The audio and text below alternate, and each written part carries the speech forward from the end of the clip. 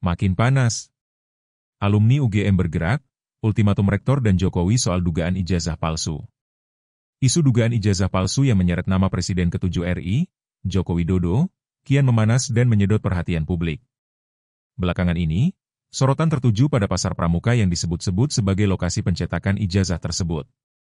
Di tengah kontroversi yang belum menemukan titik terang, muncul pernyataan sikap dari kelompok yang menamakan diri relawan alumni Universitas Gadjah Mada Bergerak. Kelompok ini mengaku sebagai gabungan alumni UGM. Ketua Kagama Cirebon Raya, Heru Subagia, mengatakan bahwa ia baru saja menerima pesan pernyataan dari kelompok relawan tersebut. Ia, barusan itu dapat.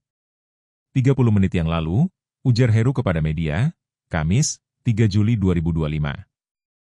Dalam pernyataan sikap itu, gabungan alumni UGM dari lintas angkatan dan lintas fakultas menyebut diri mereka sebagai Relagama Bergerak atau relawan alumni Universitas Gadjah Mada Bergerak.